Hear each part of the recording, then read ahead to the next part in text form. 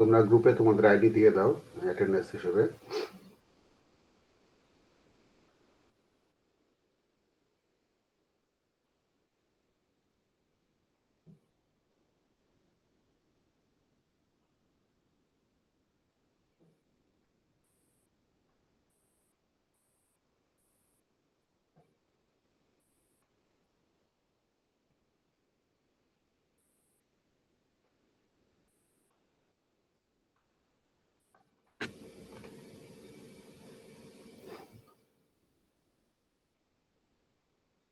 গতবারের কোশ্চেনটা দেখি আর তার আগের বারের কোশ্চেনটাও দেখি।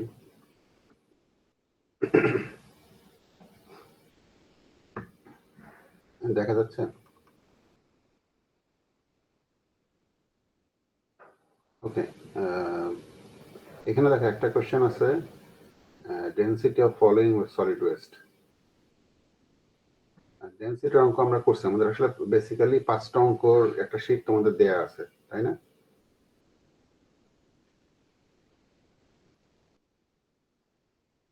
খেয়াল নাই? আচ্ছা, দেখাচ্ছি।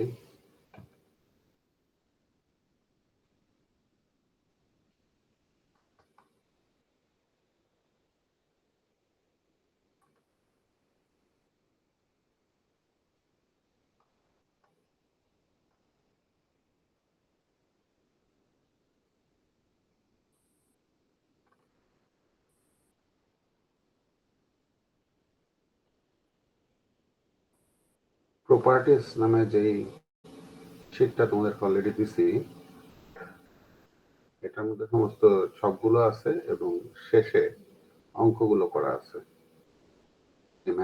Mathematical problems. এটা তোমাদের দিছি না?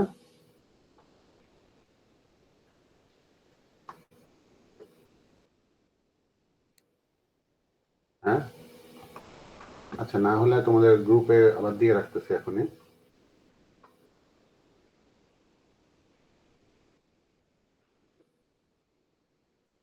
এই পিডিএফটার মধ্যে অঙ্কগুলো করা আছে, তুমি যদি খেয়াল করে দেখো, এখানে যে অঙ্কটা দেখতেছি আমরা, এই estimate the density of the following solid waste, ডেন্সিটির যে অঙ্ক সেটা অলরেডি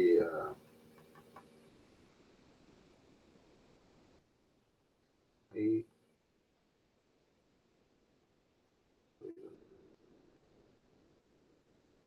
এখানে করা আছে এই পিডিএফটার মধ্যে। এই প্রথম অঙ্কটা হচ্ছে তোমার ডেন্সিটি, এটা হচ্ছে ময়েশ্চার কন্টেন্টের অঙ্ক। সাধারণত আমি ময়েশ্চার কন্টেন্টের অঙ্ক সরাসরি দেই না, কারণ পরের যে অঙ্কটা ডিটারমিন দ্য ফর্মুলা, এর মধ্যে ময়েশ্চার কন্টেন্ট করতেই হয়, সেই জন্য আর ওখানে দেই না। এছাড়া ফাইনাল আর একটা কোশ্চেন আছে যেখানে ময়েশ্চার কন্টেন্ট ইউজ করতে হয়, সেই জন্য সাধারণত দেই না ময়েশ্চার কন্টেন্টের অঙ্ক। তাহলে দেখতে পাচ্ছ যে এখানে এই অঙ্কটা কিন্তু করা আছে, এখানে যে অঙ্কটা এখানে দেওয়া আছে, estimate the density of the following solid West 500 KG ওজনের এবং পার্সেন্ট বাই মাস দেওয়া আছে।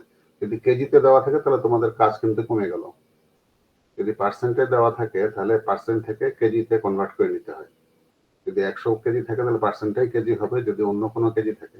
আমি যদি সরাসরি কেজি দেই তাহলে কিন্তু আর তোমার সব এটা ঝামেলা পার্সেন্ট বাই মাস করার দরকার নেই, সরাসরি কেজি তোমার দেওয়া থাকলে অঙ্ক তোমার ছোট হয়ে গেল।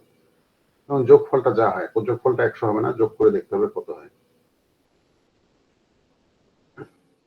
তাহলে অঙ্কটা এখানে করা আছে, ডেন্সিটির অঙ্কটা যেখানে করা আছে, পার্সেন্ট থেকে কেজিতে কনভার্ট করে নিতে হয় যত কেজির কথা বলা আছে। আর যদি আমার এখানে সরাসরি কেজিতে দেওয়া থাকে তাহলে তো আর এই একটা কলাম কমে যায় তোমার অঙ্কের মধ্যে। ঠিক আছে, এই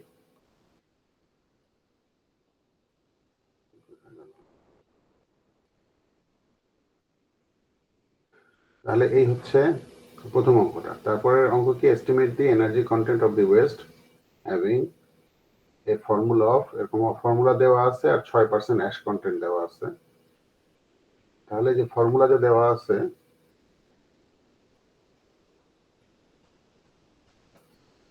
energy content of the West, এটা ডাইরেক্ট, আর ফর্মুলা থেকে যেটা করা সেটা আরো পরে দেওয়া আছে, এইটা এইটা এই যে 5 নম্বর যে অঙ্কটা। তাহলে এই 5 নম্বর অঙ্কটাও আসছে। আচ্ছা, এটা বাদ বাদ দিয়ে গেলাম, এটা বড় অঙ্কটা, সরি ভুল হয়েছে, তার আগে আরেকটা অঙ্ক আছে। প্রথমে দেখলাম এটা, এবং এই অঙ্কটায় এই 3 নম্বর যে অঙ্কটা, এটাতে কিন্তু নাম্বার আসলে এখানে যেটা দেখাচ্ছে সেটা ভুল। নাম্বার এটাতে বাড়াই দিছিলাম, 6 করে দিছিলাম, কারণ যেহেতু এটা একটু বড় অঙ্ক। আর পরে একটা অঙ্কতে নাম্বার কমায় 4 করে দিছিলাম। এই যে এটা তো দেখলাম, এরপরে সেকেন্ড যে অঙ্কটা আছে, হ্যাঁ, এইখানে সরাসরি মাস দেয়া ছিল। এই অঙ্কটা হচ্ছে এই অঙ্কটা, এটা অনেক বড়। এই অঙ্কটা করার জন্য এখানকার যে এক্সাম্পল 10.4 অনেকটা এই ধরনের। এখানে তোমার কি কি কলাম দেওয়া আছে দেখো, এই পার্সেন্ট বাই মাস, ওয়েট, মাস সরাসরি দেওয়া আছে। তার মানে প্রথম কলামটা না, দ্বিতীয় কলামের ভ্যালু দেওয়ার ডাইরেক্ট দেওয়া আছে এখানে। কাজে একটা স্টেপ কমে গেছে কিন্তু এক্সাম্পলটা করে আছে। তারপরে এখানে টিপিক্যাল ময়েশ্চার কন্টেন্ট আর ড্রাই মাস। এই টিপিক্যাল ময়েশ্চার কন্টেন্ট তোমার ওই চার্ট থেকে নিয়ে আসতে হবে, ময়েশ্চার কন্টেন্টের চার্ট। এবং কোশ্চেনের মধ্যে এই এই চার্ট সব দেওয়া থাকে তোমাদেরকে। যদি খেয়াল করো এই কোশ্চেনটা দেখো, শেষে এটা ময়েশ্চার কন্টেন্ট, তারপর ডেনসিটি, তারপরে যে ফর্মুলার অঙ্ক করার জন্য চার্ট সব দেওয়া ছিল। হ্যাঁ, এবং ফর্মুলাও দেওয়া ছিল যে এনার্জি কন্টেন্ট ক্যালকুলেশনের। কাজেই তোমার কোনো কিছু মুখস্থ রাখতে হবে না, টেনশনের কিছু নাই। এই অঙ্ক করার সময় আমাদের জাস্ট টিপিক্যাল ময়েশ্চার কন্টেন্ট গুলো বসায় দিতে হবে এখান থেকে। ঠিক আছে, ময়েশ্চার কন্টেন্ট বসায় ড্রাই মাসটা বের করতে হবে। ড্রাই মাস বের করার পরে দেখেন এখানে সবগুলো ক্যালকুলেশন করা আছে, মাঝখানে দুই একটা জায়গায় একটা কলামে কয়েকটা ডাটা দেয়া নেই, কারণ সবগুলো যেহেতু একই রকম ক্যালকুলেশন, সবগুলো দিলে অনেক সময় খাবে পরীক্ষা হলে। আমি চাই যে পরীক্ষা হলে তুমি পারো কিনা এটা দেখা। আমি তোমার এত সময় খরচ করাতে চাই না, সেজন্য জাস্ট স্যাম্পল হিসেবে 1 2 3 4 এখানে 5টা ডাটা নাই। কাজে তোমার কি করতে হবে, এখানে এই যে নিচে যে টেবিলটা দেওয়া আছে সেটা দেখে এগুলো বের করতে হবে। বুঝতে পেরেছো কি বলছি? অর্থাৎ এখানে যে তোমার ড্রাই মাস আসবে, সেই ড্রাই মাসকে আমার যে ছক দেয়া আছে এখানে, এই যে ময়েশ্চার কন্টেন্টের যে ছক দেয়া আছে এটাতে, এখানে অক্সিজেনের, দেখো অক্সিজেনের জন্য এই পেপার কার্ডবোর্ড একটা দেওয়া নেই, তাহলে কার্ডবোর্ড হচ্ছে এই যে 44.6%। তাই তোমার এখানে যত কেজি আসবে সেটা 44.6% এখানে লিখবা। তারপরে হচ্ছে প্লাস্টিক, এই যে প্লাস্টিক হচ্ছে 22.8%। কাজে এখানে তোমার যে কেজি আসবে প্লাস্টিকে, হ্যাঁ, সেটার 22.8% এখানে লিখবা। এই যে গার্ডেন ট্রিমিং হচ্ছে 38% অক্সিজেন থাকে। কাজে এখানে তোমার যত ড্রাই মাসে যত কেজি আসবে সেটার 38% এখানে লিখবা। একইভাবে উডেরটা লিখবা, লেখার পরে এই সবগুলো যোগ করে এই কলামের যোগফলটাও বের করবা। বোঝা গেছে কি? ওকে, হ্যাঁ, তাহলে ওই ছকটা কোশ্চেনের শেষেই দেওয়া আছে, আমি শীট থেকে দেখা দিলাম। করার পরে যে যোগফল বের করলো অক্সিজেনের, তারপরে এই স্টেপ গুলো ফলো করবা। তাই তোমার কাজ হচ্ছে যে কোশ্চেন দিলাম এটা বাসায় বসে বসে সলভ করা, তাহলে একবার প্র্যাকটিস হয়ে যাবে। ঠিক আছে, তারপর দরকার হলে একজন পোস্ট করো, আমি দেখে দেবো যে কোথাও ভুল হয়েছে কিনা, মানে উত্তরটা মিলছে কিনা, বা কোথাও ভুল হলে দেখা দেবো না। এটা গেল একটা জিনিস। সবার শেষে সবগুলো যখন কেজি পেয়ে গেলা, carbon, hydrogen, oxygen, nitrogen, sulphur, সবগুলো এখানে লেখা হইলো। এখানে লেখার পরে এই যে এই ধাপগুলো করে এই মাঝখানে স্টার মারা ধাপটা করা লাগবে না এই পার্টিকুলার অঙ্কের জন্য, কারণ আমাদের ফর্মুলা চাইছি এখানে শুধু ডিফাইন দ্য ফর্মুলা। আর এই পার্সেন্ট মাসটা লাগে যদি এনার্জি বের করতে চাই এরকম করে, তাহলে ঠিক আছে।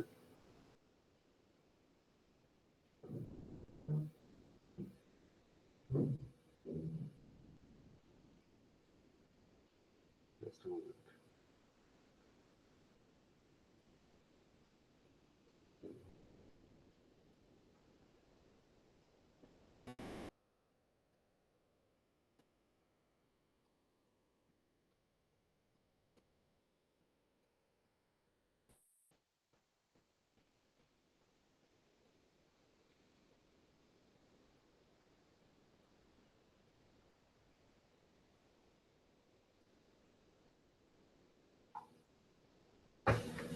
আচ্ছা, এই পর্যন্ত গেল।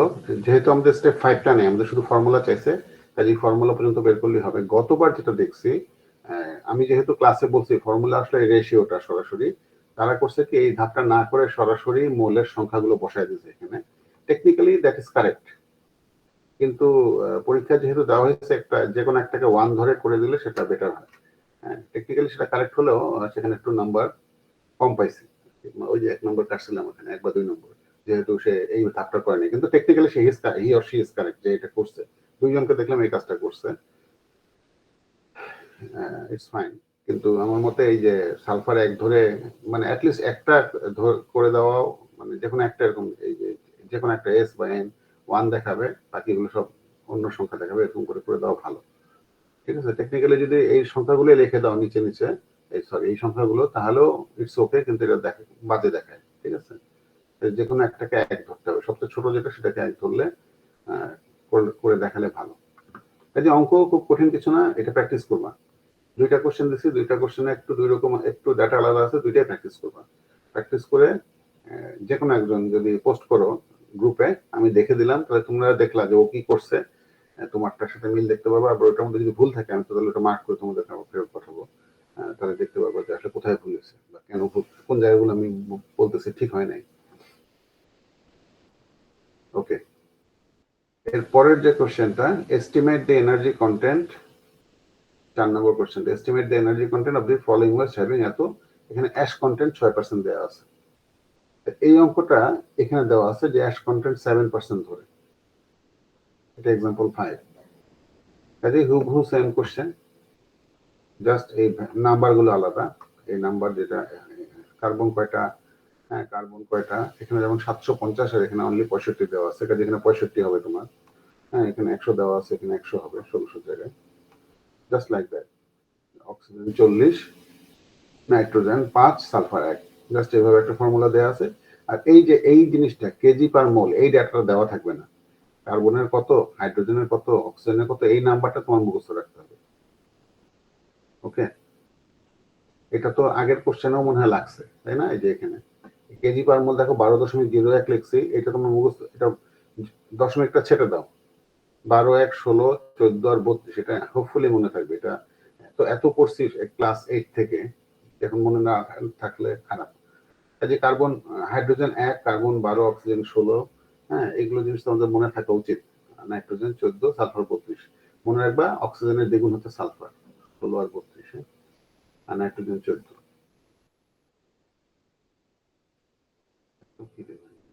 আচ্ছা, এনার্জি 14।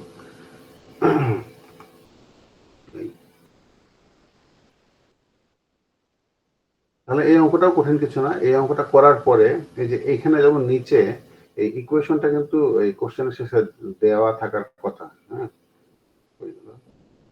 ইকুয়েশনটা দেওয়া আছে 337C 1428 into H minus over 8 95S। এখন এখানে যেভাবে করছি এইভাবেও তুমি করতে পারো, বা এক্সেল ফাইলে যেভাবে দেখো না, এটা সেটা কলাম করে করছি। মানে এই যে 337টা আমি এখানে গুণক হিসেবে একটা কলমে বসাই দিচ্ছি কার্বনের পাশে, তারপর গুণ করে এখানে করছি। এটা করলে হবে কি, তোমার জায়গা কম লাগবে। বা কেউ যদি এভাবে মনে করো কোনো সমস্যা নেই, যেভাবে কিছু করতে পারো। এবং এটা শেষে ইউনিট আমি লিখি নাই, খেয়াল করে দেখো, আমি ইউনিটের ব্যাপারে আমি খুব ফুটতে ইউনিট লিখি নাই। এর কারণ হচ্ছে এই বাম পাশেই কিন্তু ইউনিট বলা আছে, কেজি পার কিলো জুল, মানে কেজি পার কিলো জুলের ভ্যালু সমান সমান এইটা। কাজে ইউনিট ওই পেশা না লিখলেও চলবে, লিখলেও ভুল হবে না। না লিখলেও এখানে নাম্বার কাটা যাবে না, কেজি পার কিলো জুল এই পেশা লিখছি আমি। হুম, কিন্তু কেউ এই পেশা যদি লেখো এনার্জি কন্টেন্ট ইকুয়াল টু, তাহলে KG per kilo joule last এখানে লিখতেই হবে। কোশ্চেনের ফর্মুলাটা এভাবে কেজি পার কিলো জুল এইভাবে লেখা আছে। কাজে আমার ধারণা এটা দেখে তোমরা যেহেতু লিখবা পরীক্ষার খাতায়, লাস্টের নাম্বারের পরে কেজি পার কিলো জুল না লিখলেও নাম্বার কাটবো না। ওকে, তাহলে এটা গেল হচ্ছে তোমার এই অঙ্কটা। এগুলো সব ক্লাসে অলরেডি কভার করা হয়েছে, 1, 2, 3টা। Solid waste from a commercial area to be collected, তার মানে এটা হচ্ছে ট্রান্সপোর্ট এন্ড ট্রান্সফার। গতকাল যে দুটো অঙ্ক দেখালাম তার মধ্যে এটা একটা।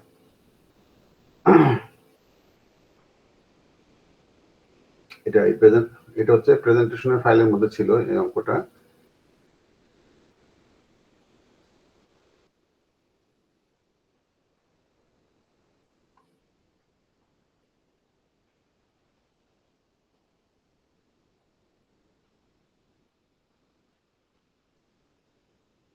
কোথায় গেল?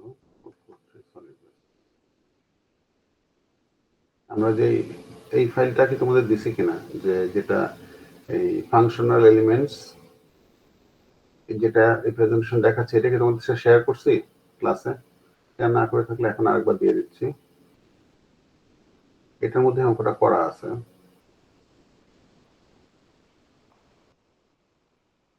আমাদের গ্রুপে এখন দিয়ে দিচ্ছি।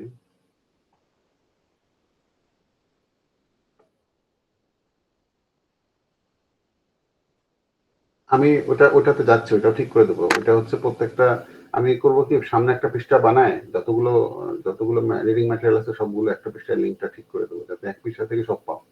কারণ আমার এটা সবার প্রথমে বানাইছিলাম যত্ন করে, প্রত্যেকটা মডিউলের জন্য আলাদা আলাদা রিডিং ম্যাটেরিয়াল। তো ওখানে কি হয়েছে, এটা কেন জানি ওই লিঙ্কগুলো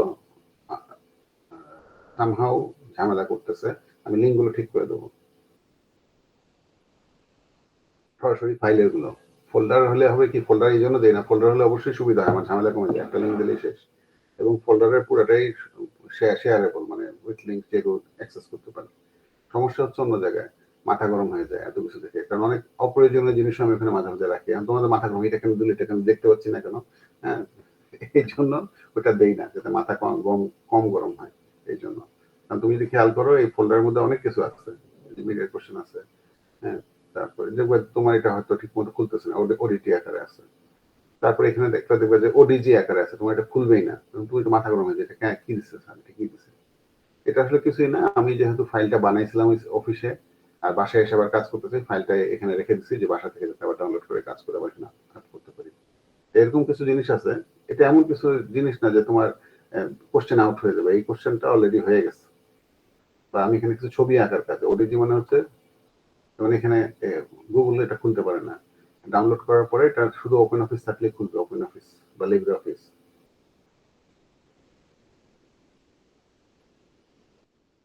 এই যে এখন লিব্রে অফিস বা ওপেন অফিসে খুলবে। এই যে এটা কি, এটা তো অলরেডি রুট সিলেকশনের মানে আরো পরে ফাইনালের জন্য একটা জিনিস, কিন্তু এটা জাস্ট একটা আদর্শ অবস্থা, এটা পরীক্ষায় কখনো আসে না। জাস্ট দেখাইছিলাম যে এটা সলভ করার সময় এটা পরীক্ষায় কখনোই আসে না। কাজে এটা দেখে মাথা গরম হবে, কোনটা দিন মিস হয়ে গেল। হ্যাঁ, এই জন্য আমি দেই না, গ্রুপের লিঙ্ক দেই না, যে ফোল্ডারের লিঙ্ক দেই না।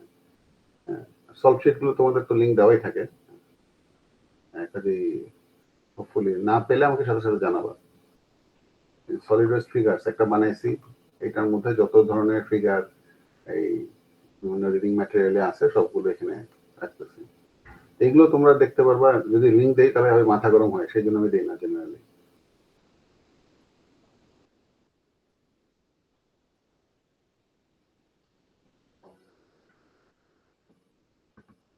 এটা হচ্ছে বিভিন্ন কনসালটেন্সি যেসব ফিগার বানাই সলিড ওয়েস্ট রিলেটেড, সব এক জায়গায় রাখছি যাতে আমার প্রয়োজনের সময় এক ফাইল করলে সবগুলো পাই বিভিন্ন প্রেজেন্টেশনে বা পড়ানোর সময়। তো এগুলো দেখে তোমার তো আসলে পরীক্ষার জন্য কোনো উপকার হবে না, শুধু শুধু মাথা গরম হবে, এটা যদি কি পড়াইছিল স্যার, এরে ফোন করবা তারে ফোন করবা, হ্যাঁ, তখন মাথা গরম হবে। এই জন্য এই ফোল্ডারের লিঙ্ক আমি সাধারণত দিই না, কারণ ফোল্ডারের অপ্রয়োজনীয় অনেক কিছু আছে, মানে ক্লাসের জন্য অপ্রয়োজনীয়। যেমন গতবার আগের বার ফাইনালে এই ফিগার দিয়ে অঙ্ক দিছিলাম।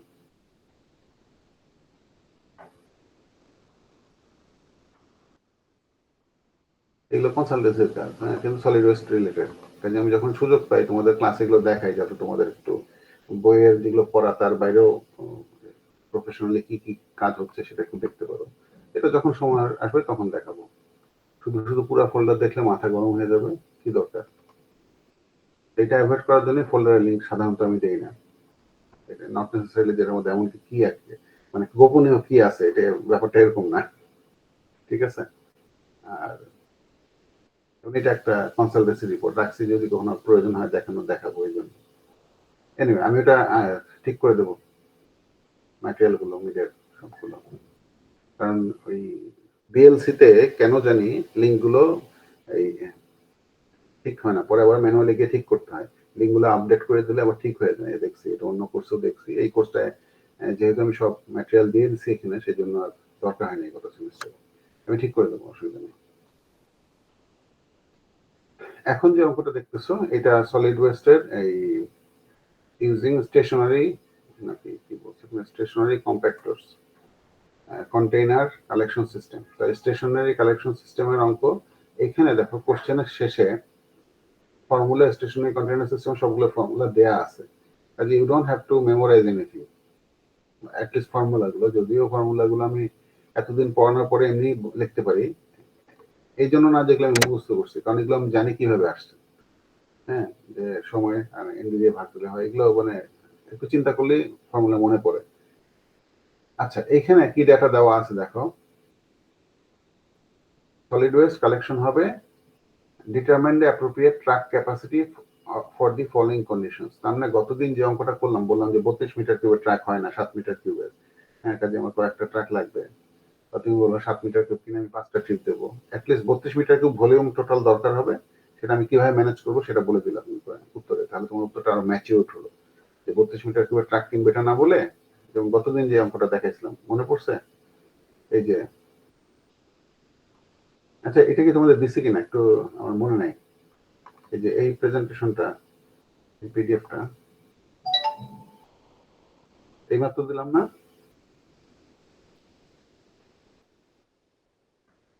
হ্যাঁ, ওকে ওকে, ঠিক আছে, এটা শেষে এই কোশ্চেন, এটা গতকাল যেটা দেখাইছিলাম বা আগের দিনও দেখাইছি, যে এই অঙ্কগুলো কিন্তু এখানেই করা আছে। এটা হচ্ছে পরের অঙ্কটা, দেখবে একটা অঙ্ক অনেক ডাটা দেওয়া থাকে, এটা হচ্ছে স্টেশনারি কন্টেইনার সিস্টেম। এখানেও সেম ডাটাগুলো দেওয়া আছে, দেখো যে container size, utilisation factor, average number of location, এই যে সেম ডাটা হেডগুলো দেওয়া আছে। একটা জায়গায় ঝামেলা আছে, speed limit 72 kilometre per hour, এইটা স্পিড লিমিটের মধ্যে এ বি গুলো বের করে দেওয়া আছে, কিন্তু তোমার ছকে দেওয়া লাগতেছে না, কিন্তু যদি না দেওয়া থাকে, যেমন অন্য আরেকটা কোশ্চেনে আমি এটা দেই নাই, পরের কোশ্চেনটা যদি দেখি, এটা এটা এই কোশ্চেনেও এরকম একটা অঙ্ক ছিল, কিন্তু আমি স্পিড লিমিটটা দেই নাই, এটা অন্য অন্য বছরের, স্পিড লিমিট দেই নাই আমি, স্পিড লিমিট দিছি কিন্তু এ বির ভ্যালু ব্র্যাকেটে দেই নাই। যেমন অন্য অঙ্কটায় এই যে এ আর বি এর ভ্যালু এখানে দিয়ে দিছিলাম, ওই স্পিড লিমিটের জন্য এ কত হবে বি কত হবে, আর এটার মধ্যে চ্যালেঞ্জটা হচ্ছে এবং মানে আগেরটায় দিয়ে দিছি এমন কিছু না, 72 কিলোমিটারের জন্য কিন্তু এই ছকের মধ্যে 72-এর জন্য এ বির ভ্যালু দেওয়াই ছিল, এত বড় একটা ছক আমি কোশ্চেনে প্রিন্ট করতে চাই না দেখি এটা দিয়ে দিছি ব্র্যাকেটে, তাহলে আমার ওই যে কোশ্চেনের পাতার সংখ্যা কমে গেল এই জন্য। কিন্তু এবার কি করছি, স্পিড লিমিটটা দিছি 60, এখানে কিন্তু 60-এর কোনো এন্ট্রি নেই, এখানে খেয়াল করো 40, 56, 72, 88 আছে, এই 60 হচ্ছে এই দুটার মাঝে, এই দুটো ইন্টারপোলেট করে বের করতে হবে, বি এই দুটো ইন্টারপোলেট করে বের করতে হবে, কাজে এখানে একটু কঠিন হয়েছে অন্য কোশ্চেনটা, এই জায়গাটা সরাসরি পাওয়া যাচ্ছে না, তোমার এই কি বলে ইন্টারপোলেট করে বের করতে হচ্ছে, কাজে এইটুকু চ্যালেঞ্জ বাড়ছে। আর আরেকটা চ্যালেঞ্জ বাড়াই দিচ্ছি পরের কোশ্চেনটায়, সেটাতে এখানে একটা ইনফরমেশন আছে, সেটাতে আমরা আসবো একটু পরে, আপাতত আগেরটা সলিউশনে থাকি। এখানে আর এই অঙ্কটা হুবহু সেম, খালি ডেটা আলাদা, আর কিছু না, এই অঙ্কটা কিভাবে করতে হয় এখানে ধাপে ধাপে দেখানো আছে। তবে গত সেমিস্টারে, লাস্ট সেমিস্টারে আমি কোশ্চেনটা একটু কঠিন করছিলাম, একটু চ্যালেঞ্জ বাড়াই দিয়েছিলাম, সেটা দেখাচ্ছি এখন, এটাই মাত্র দেখালাম।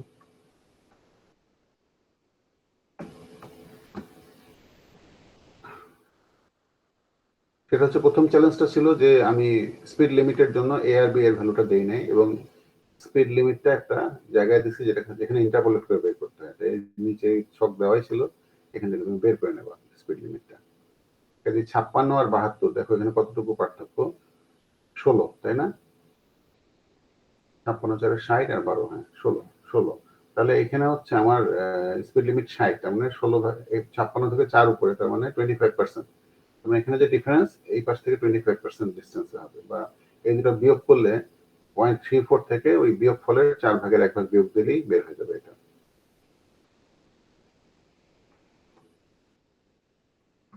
0.034 মাইনাস 0.022, যেটা হয় এটাকে তুমি যদি 4 ভাগ করো, 4 দিয়ে ভাগ করো, যেটা হয় 0.003, তার মানে 0.034 থেকে 0.031 হবে স্পিড লিমিট এর ভ্যালু। একইভাবে বের ভ্যালুটা বের করে দেবে, এখানে এটা খুব মুখে মুখেই করা যায়, দেখো ডিফারেন্স হচ্ছে 4, তাই যে 0.017 হবে, যেহেতু আমি 60 দিছি, ওইটা আমি হিসাব করে দিছি, যেখানে 16 ডিফারেন্স আমি 4 এর ডিফারেন্স দিছি, এই 4/1 দূরে থাকবে এই নিচেরটা থেকে, বা উপরের থেকে 4/3 ডিস্টেন্স থাকবে। কি বলতেছি বোঝা যাচ্ছে? বাংলা কথা বলতেছি, কিন্তু মাঝে মাঝে লেখাপড়া আমরা বুঝি না অনেক সময়, যে মাথা যেহেতু জ্যাম হয়ে থাকে।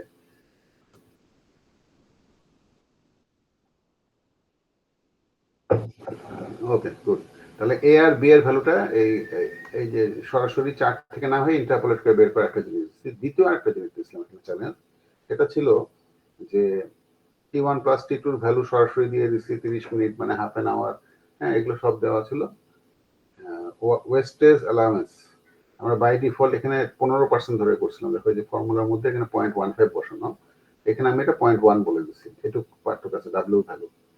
এটা আমরা নর্মালি মুখস্থ করে যাই, ডাব্লিউ হচ্ছে 0.15। তো এখানে আমি ডাব্লিউর ভ্যালু আলাদা দিয়ে দিচ্ছি 0.1, একটু ডিফারেন্স। এটাও সমস্যা না, ডেটা জাস্ট পাল্টাই দিচ্ছি। সমস্যা হচ্ছে due to traffic congestion the return trip from disposal site takes 20% longer than the trip to the site. তার মানে কি, A plus BX plus S, এটা হচ্ছে আমার সমস্ত সময়, ট্রিপের সময়। A plus BX plus S, A plus BX এর ভ্যালুটাকে তোমার 10% বাড়িয়ে নিতে হবে। যাওয়া আসা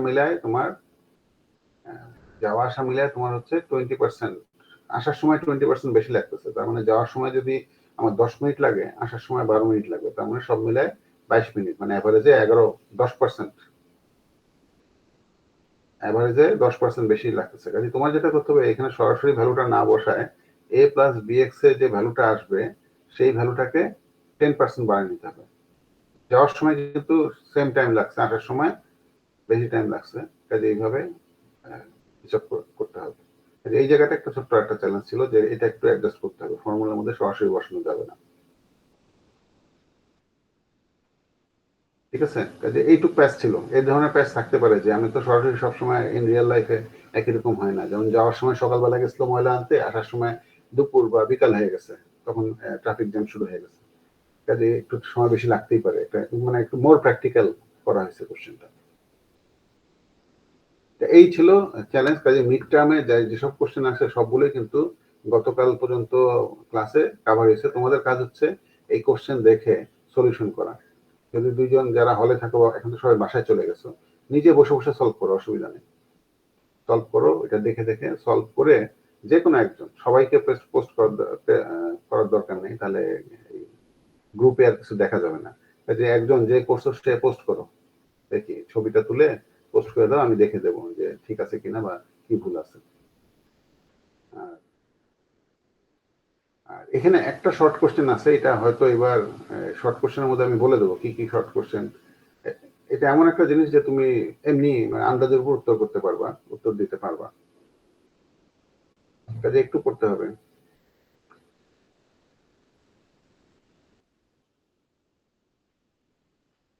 এটা না পড়ানো হলে কোশ্চেন, যেমন এখানে যে কোশ্চেন আসছে এটা তোমাদের পড়ানো হয়নি এখনো, হ্যাজার্ডাস ওয়েস্ট। কাজে এটা তোমাদের যদি পড়ানো না হয়, তাহলে এখানে এই কোশ্চেন, এই ধরনের কোশ্চেন আসবে না। এটা হ্যাজার্ডাস ওয়েস্টের কোশ্চেন। কাকে হ্যাজার্ডাস ওয়েস্ট বলে, এটা প্রপার্টি আছে, ডেফিনিশন আছে। এটা যদি না পড়াই, তাহলে এই কোশ্চেন করা যাবে না। তারপর সলিড ওয়েস্ট ম্যানেজমেন্ট টেকনিকের চয়েস, এই চয়েসের মধ্যে এটা কিন্তু এক অর্থে পড়ানো হয়েছে। সরাসরি এই কোশ্চেন দেখলে অনেকে কনফিউজ হয়, কিন্তু আসলে অনেকে অ্যান্সার করে নাই এটা দেখে, যে বুঝেই নেই কোশ্চেন। এটা হচ্ছে চয়েস মানে যেখানে দেওয়া আছে ম্যানেজমেন্ট হায়ারার্কি, যে প্রথমে আমাদের চেষ্টা করতে হবে যাতে ময়লা উৎপাদনই না হয়, নাহলে কম ময়লা যাতে উৎপাদন হয়। উৎপাদন হলে যাতে রিইউজ করা যায়। রিইউজ মানে অ্যাজ ইট ইজ, রিসাইকেল মানে একটু একটা ইন্ডাস্ট্রিয়াল প্রসেসে যাচ্ছে। রিইউজ মানে তুমি পানির বোতল কিনছো, পানি রাখতেছো অথবা তেল রাখতেছো, এটা হচ্ছে রিইউজ। আর রিসাইকেল হচ্ছে বোতলটাকে কুচি কুচি করে কেটে সেটা গলায় প্লাস্টিক বানায়, সেটা দিয়ে অন্য একটা জিনিস বানাচ্ছে, এটার নাম হচ্ছে রিসাইক্লিং, মানে র মেটেরিয়াল হিসেবে ইউজ করতেছে। কাজে এখানে যদি দেখো যে অপশনগুলো আছে, ল্যান্ডফিল, ল্যান্ডফিল কিন্তু সবচেয়ে শেষের অপশন। কাজে চয়েসের অনুযায়ী এটা একদম লাস্ট চয়েস। রিসাইকেল হচ্ছে তার আগের চয়েস। ইনসিনারেশন এই দুটার মাঝে পড়বে, এই যে ইনসিনারেশন। রিডাকশন কমানো, এই যে এটা। আর রিইউজ রিডাকশনের পরে, তার মানে কমানো হচ্ছে। প্রিভেনশন ইজ বেটার দেন কিউর, এটা মনে রাখলে দেখবে যে এই সিরিয়ালটা মনে রাখবে। কাজে এইটারই তার মানে মুখস্থ করলেও, এটা তো মুখস্থ রাখা সম্ভব না, কিন্তু মুখস্থের মতো অনেকটা এটা, যে সিরিয়ালি সাজাইতে বলছি যে which is the first choice. Reduction, reduction না হলে রিইউজ, রিইউজ না হলে রিসাইকেল না হলে পুরাই ফেলবো, না হলে তার আর না পারলে তারপর ল্যান্ডফিলে দেবো। পুরাই ফেলে ভলিউম কমে যায় এবং এটা পচাপচির ঝামেলা থাকে না। আর ল্যান্ডফিলে ফেললে এটা অনেকদিন যাবত পচে রস বের হয়, গন্ধ বের হয়, সেই জন্য আমরা চাই যে পুরাই ফেলাটা আমাদের প্রেফারেবল। সেই জন্য তাহলে এই আমার মোটামুটি কাভার হয়ে গেছে যে এই এই এইটা শীটটা মানে প্রেজেন্টেশন শীটটা আর আগের যে শীট আছে সেটা মিলে আমি আবার মিডের আগে আরেকবার সবগুলো যে কয়টা শীট আছে সব একটা সামারি করে তোমাদের গ্রুপেও পোস্ট করে দেবো সবগুলো লিঙ্ক একসাথে। আর ওইখানেও আমি দেখবো এখন ওই বিএলসি তে ঢুকে দেখবো যে কি ঝামেলা আছে তুমি ঠিক করে দেবো। মিডের একটা আছে সবগুলো লিঙ্ক ঠিক করে দেবো আমি। প্রত্যেকটা লেসনে গিয়ে ঠিক না করে মিডের মধ্যে যদি লিঙ্ক না থাকে লিঙ্কগুলো আমি ঠিক করে দেবো। ঠিক আছে? Any questions?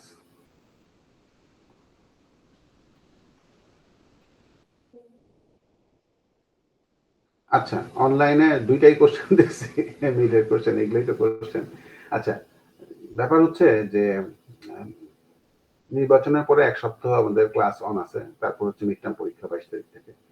এটা পিছাবে না। এটা আমি মিটিং হয়েছিল যখন যে অনলাইন ক্লাস দেওয়ার সময় তখন গেছিলাম যে এটা পিছানোর কোনো সুযোগ নাই। যদি না দেশের পরিস্থিতি খারাপ হয়ে যায় কোনো কারণে, যদি এরকম চলতে থাকে ঠিক থাকে তাহলে মিড টার্ম হবে। কারণ এই মিড টার্ম পিছিয়ে গেলে এরপর তো আবার ফাইনাল পরীক্ষা, ওই যে রোজার মধ্যে অনেক কিছু পড়ে গেছে। ঠিক আছে? এই রোজার মধ্যে পড়ার কারণে মিড টার্মের পরে আবার 2.5 সপ্তাহের মধ্যে ক্লাস, তারপরে কিন্তু ঈদের বন্ধ। কাজে এইসব মনে করে আমাদের যে রিকোয়ারমেন্ট যে 1400 এই সাড়ে কত 21 মানে 37.5 ঘন্টা ক্লাস 3 ক্রেডিটের, এটা কাভার করা খুব মুশকিল। এবং এটা কাভার না করলে যে অ্যাক্রিডিটেশনে কিন্তু ওদের ক্যাক করে ধরতে পারে। হ্যাঁ, কাজে তখন দেখা যাবে শুধু আমাদেরকে না হয় খারাপ বললো, তোমরা অ্যাক্রিডিটেশন না পেলে তো বিপদ তোমাদের বেশি লস হবে, তাই না? অ্যাক্রিডিটেশন তো একটা প্রোগ্রামের থেকে পাশ করা থাকলে তোমাদের যে লাভ হবে সেটা অ্যাক্রিডিটেশন না পেলে বা যদি এখানে আটকায় দেয় তোমরা তোমাদেরই সুবিধা দিলে হবে। সেই জন্য সবার সচেতন থাকতে হবে যাতে ক্লাস আমরা করবো না স্যার, এই করি আসলাম না, এরকম যাতে না হয়। আর ওরকম যদি কেউ না আসো অসুবিধা নেই, ক্লাস হবে, ক্লাস হবে, অ্যাবসেন্ট দিয়ে রাখবো যাতে কাগজে কলমে দেখায় তোমাদের কোর্স ফুলফিল করা হয়েছে। কিন্তু আসলে যদি ফুলফিল করে না, আবার ওরা তো রেজাল্ট দেখে, রেজাল্ট দেখে কত পার্সেন্ট পরীক্ষায় যে কোশ্চেন